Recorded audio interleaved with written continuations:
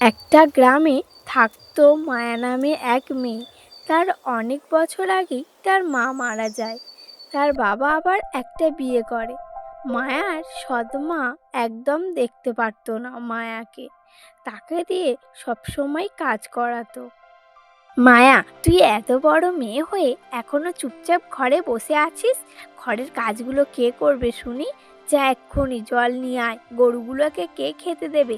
সারাক্ষণ শুধু পাড়ার মেয়েদের সাথে গল্প আর ঘোরা না? এইসব কথা শুনে মায়া মন খারাপ করে আর জল আনতে যায়, আবার গরুকে খেতে দেয়। আচ্ছা মায়া, তুই বল তো, তোকে দিয়ে তোর সৎমা এত কাজ করায়, তোর কষ্ট হয় না? আমিও তো মেয়ে, আমি তো বুঝি। দেখ তো, আমার মা আমাকে কত যত্ন করে রাখে, তাই তো তোর কষ্টটা বুঝতে পারি। তুই কি তোর বাবাকে কিছু বলতে পারিস না? তোর সৎমা তোকে দিয়ে এত কাজ করায়। কি করব বল তো, তোর মা আছে, আমার তো আর নিজের মা নেই। থাকলে হয়তো তোর মতো যত্ন করতো। কি করব, আমার এই সৎমাকে নিয়েই থাকতে হবে। আর হ্যাঁ, তোরা বলিস না আমার সৎমা আমাকে দিয়ে শুধু কাজ করায়, না, আমাকে খুব ভালোবাসে রে। আমার বাবাও আমাকে খুব ভালোবাসে। আর হ্যাঁ, ওই গ্রামে আছে এক অনেক দিনের পুরানো পুকুর, যে পুকুরে কেউ আসে না। লোক গল্প করে এই পুকুরটা হলো অভিশপ্ত, এই পুকুরে কেউ নামলে আর ফিরে আসে না। আচ্ছা ভগবান, আমার জন্ম থেকেই মা নেই, কেন আমি যে মা হারা, কেন গো বিধাতা? আমি কি অপরাধ করেছি? আমার কাছ থেকে আমার মাকে ছিনিয়ে নিলে কেন? আমার তার উপরে আবার আমার সৎ মা আমাকে এরকম দেখতে পারে না, একটুও ভালোবাসে না, তাও আমি লোকের কাছে মিথ্যে কথা বলে বেড়াই। কেন বিধাতা, কেন আমার সাথে এরম করেছো? তারপর হঠাৎ, ওখানে কি হচ্ছে? ওই পুকুরটা কেন ওই রকম করে উঠলো? ওই পুকুরে কি আছে? কি ওঠা? তারপর হঠাৎ ওই পুকুর থেকে একটা জাদুই বুড়ি উঠে আসে। কি হয়েছে মা তোমার? এইভাবে কান্নাকাটি করছো কেন? মায়া? এ কি, কে তুমি বুড়িমা? আমার সাথে কথা বলছো? আর তুমি এই পুকুর থেকে আসলে কি করে? মানে আমি কিছুই বুঝতে পারলাম না বুড়িমা। আমি হলাম এই পুকুরের রক্ষী। এই পুকুরকে সবসময় পাহারা দিই। সবাই অভিশপ্ত হিসাবে ভাবে, কিন্তু না, এই পুকুর হলো এমন একটা পুকুর যা এই পুকুরের কষ্টের মনের কথা খুলে বললে সব দুঃখ দূর করে। তবে হ্যাঁ, তোমাকে এই পুকুরের মধ্যে প্রবেশ করতে হবে। আসো, তুমি এই জলে হাত দাও, দেখবে তুমি পুকুরে প্রবেশ করতে পারবে। তারপর মায়া যেই পুকুরের জলে হাত দেয়, অমনি সে জলের ভেতরে প্রবেশ করে। এ কি বুড়িমা, এরা কারা? এরা সব এখানে মূর্তি হয়ে গিয়েছে কেন?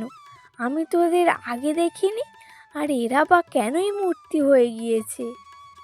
এরা হলো তোমার মতোই দুঃখী মানুষ, যারা নিজের দুঃখ এই পুকুরের কাছে বলে। তারা এই পুকুরের ভেতরে আসে, আর আমি তাদেরকে কটা প্রশ্ন করি।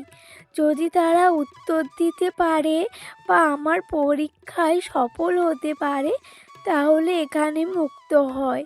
কিন্তু তারা যদি উত্তর দিতে না পারে, তবে এখান থেকে মুক্তি হতে পারে না। আচ্ছা বুড়িমা, আমি ওদেরকে কি এই মূর্তি হওয়া থেকে উদ্ধার করতে পারি? হ্যাঁ মায়া, তুমি চাইলে তুমি এদেরকে উদ্ধার করতে পারবে। তবে আমি দুটো এমন এমন পরীক্ষা দেব, তাতে পাস করতে হবে, তবেই তুমি এদেরকে উদ্ধার করতে পারবে।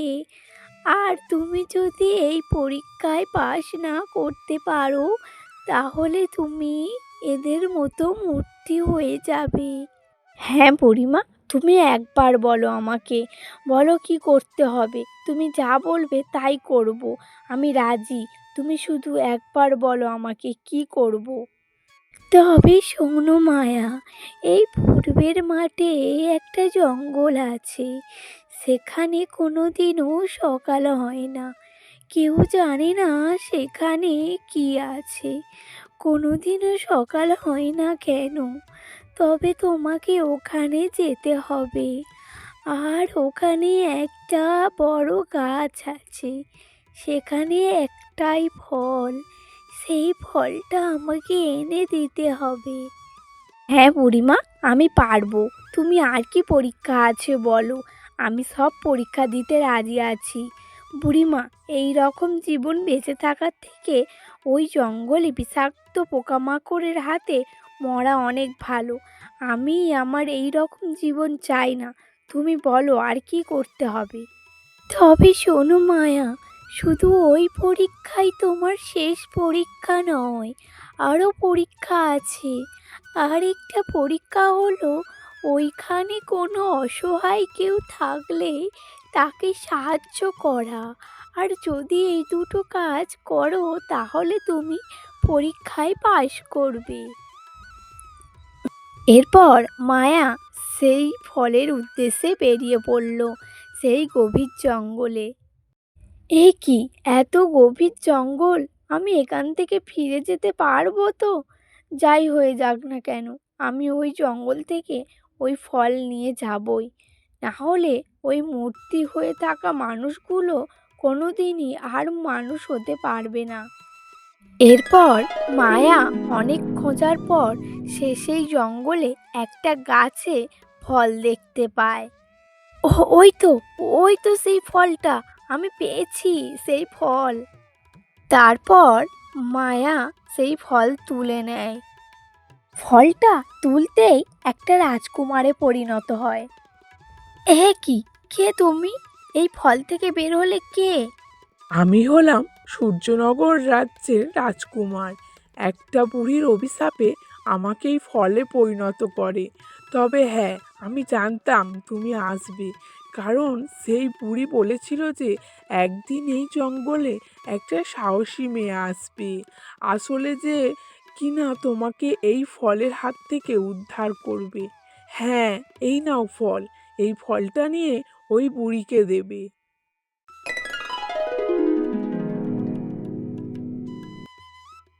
তারপর মায়া ওই ফলটা নিয়ে ওখান থেকে হাঁটতে শুরু করে। হঠাৎ শুনতে পায় কে যেন বসে বসে কান্না করছে।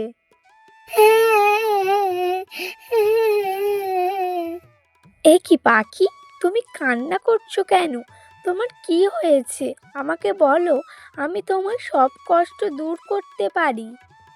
জানো, আমি আজ থেকে কয়েক বছর আগে থাকতে আমার কোনো খাওয়া হয়নি।